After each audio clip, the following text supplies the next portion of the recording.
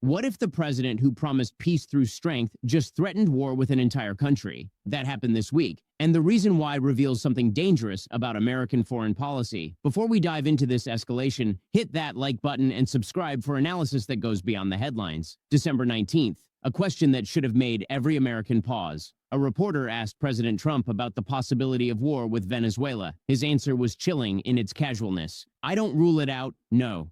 Those 6 words represent a fundamental shift in American foreign policy, not because of what Trump said, but because of how easily he said it. But here's what the media isn't telling you about that exchange. This wasn't a hypothetical question. For months, the Trump administration has been conducting what can only be described as an undeclared war in Latin American waters. Over 20 strikes since September, more than 100 people killed, all justified as anti-drug operations, all without congressional authorization, all without public debate, all without evidence. Think about that for a moment. The Pentagon is killing people in international waters based on allegations they can't prove. The official story is simple. These are drug boats, criminals transporting narcotics, legitimate military targets in the war on drugs. But here's what doesn't add up. No drugs have been recovered, no criminal networks disrupted, no major trafficking organizations dismantled, just bodies in the water and press releases claiming victory. Trump's latest comment about Venezuela makes the real strategy clear. This isn't about drugs, it's about regime change, and the boat strikes are laying the groundwork. The pattern is unmistakable. Create a crisis, escalate gradually, claim self-defense, then declare war inevitable. It's the same playbook used in Iraq, the same justifications offered in Libya, the same incrementalism that led to decades of Middle Eastern wars, but this time it's happening in our hemisphere, against a neighbor, without anyone noticing. The media coverage reveals how normalized military violence has become. Pentagon press releases get repeated as fact. Official claims go unquestioned. Body counts become statistics. When was the last time you saw a major news outlet demand evidence for these boat strikes? When did any journalist ask to see the intelligence justifying these killings? The silence is deafening and intentional. Trump's peace through strength rhetoric provides perfect cover for this escalation. He's not starting wars, he's preventing them. He's not the aggressor, he's responding to threats. But strength without diplomacy isn't peace, it's intimidation. And intimidation eventually requires violence to maintain credibility. Venezuela's government has been failing for years. Economic collapse, mass migration, political instability, all legitimate concerns for American policymakers. But regime change through military force has a terrible track record. Iraq, Libya, Afghanistan, decades of intervention with minimal success and massive costs. Yet here we are, watching the same cycle begin again, with the same justifications, the same promises of quick victory and democratic transformation. The timing matters too. Trump made these comments while Congress was in recess, while Americans were focused on holidays and year-end distractions, while the news cycle was dominated by other stories. Classic Washington timing, maximum policy shift, minimum public scrutiny. The boat strikes themselves reveal the tactical approach. Start small, target individuals, not infrastructure, create precedents without triggering major responses. Each strike establishes a new normal. Each escalation becomes routine. Each expansion of authority goes unchallenged. By the time anyone asks for congressional authorization, we're already at war. The historical parallels are troubling. Every American military intervention of the past 50 years began with limited operations that gradually expanded. Vietnam started with advisors. Iraq began with no-fly zones. Libya was supposed to be a brief humanitarian mission. All ended up as prolonged military commitments with unclear objectives and mixed results. The Venezuela situation follows the same pattern. Limited strikes become routine operations. Routine operations create military infrastructure. Military infrastructure demands protection. Protection requires escalation. Soon, we're not just attacking boats. We're protecting supply lines, establishing bases, training local forces, building the apparatus of permanent involvement. Trump's casual discussion of war masks the complexity of what he's proposing. Venezuela isn't Iraq. It's not some distant Middle Eastern nation with oil wealth and weak neighbors. It's a regional power with significant military capabilities. It has defense agreements with Russia and China. It borders countries with large populations and complex politics. A war with Venezuela wouldn't be confined to Venezuela. It would destabilize an entire region, create refugee crises across multiple borders, draw in external powers with their own strategic interests. The economic costs alone would be staggering.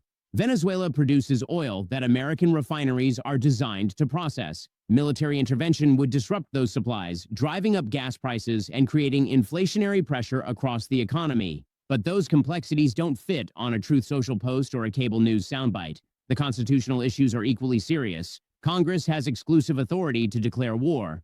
Presidents can respond to immediate threats, but prolonged military campaigns require legislative approval. The boat strikes already push those boundaries. Open warfare would shatter them entirely. Yet, where is Congress in this debate? Where are the oversight hearings? Where are the demands for briefings on military operations conducted in American names? The silence from Capitol Hill is as troubling as the media's indifference. Our democratic institutions are failing to perform their most basic function, preventing unauthorized wars. Trump's comment about Venezuela reveals how far we've drifted from constitutional governance. Presidents now discuss war-like weather forecasts. Military intervention becomes routine policy, not last resort. The broader implications extend beyond Latin America. If Trump can casually threaten war with Venezuela, what stops future presidents from making similar threats against other countries? Where's the line between deterrence and aggression? Between strength and recklessness? Between national security and imperial overreach? Trump's supporters will argue that strength prevents war, not causes it, that credible threats deter aggression, that Venezuela's government understands only force, all debatable points, but they deserve public debate, not executive decree.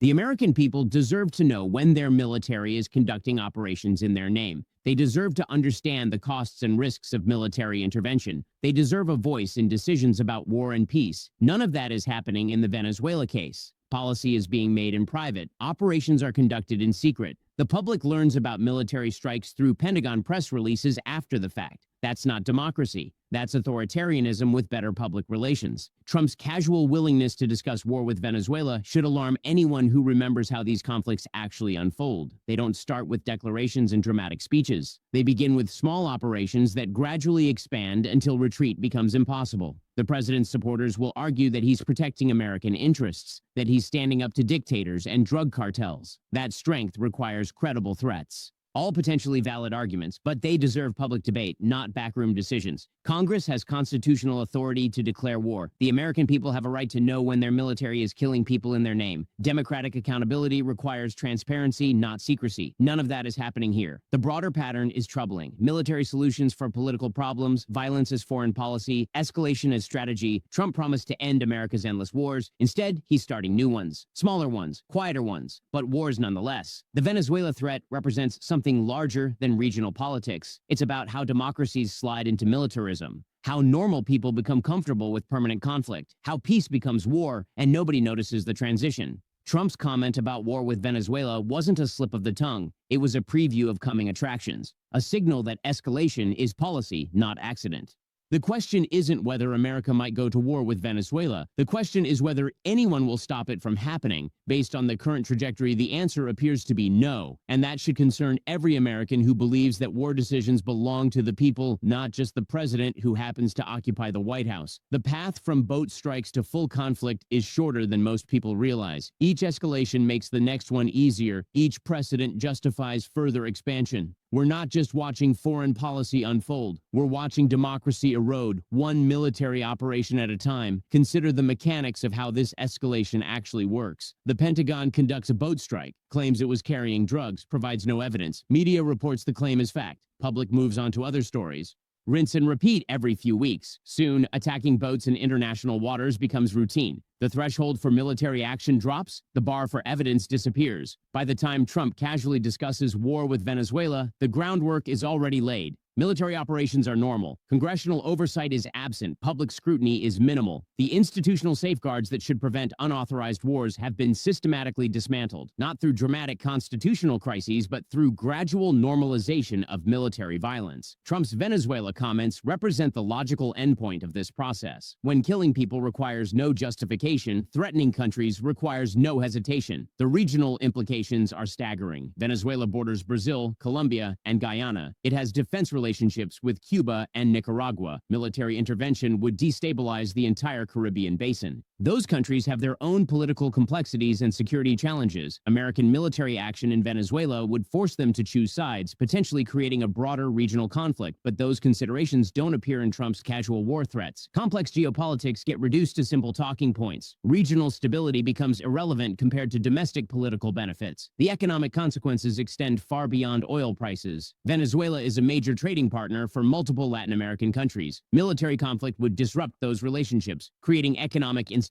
across the region. American businesses with operations in Venezuela and neighboring countries would face impossible choices: withdraw and lose investments, stay in risk association with a war zone. The humanitarian crisis would be immediate and massive. Venezuela already has significant refugee populations in neighboring countries. Military conflict would accelerate displacement, creating pressure on borders and social services throughout the region. But humanitarian concerns rarely factor into war planning. They become afterthoughts, problems to be managed rather than prevented. The domestic political calculation appears straightforward. Tough talk on foreign policy polls, well, military action rallies support around the president. War distracts from economic and social problems at home. It's a cynical calculus that treats foreign lives as domestic political resources. But it works, at least in the short term. Trump's base responds to strength rhetoric. His opponents get trapped defending unpopular foreign governments. The media focuses on tactical questions rather than strategic wisdom. Everyone wins except the people who actually die in the conflicts.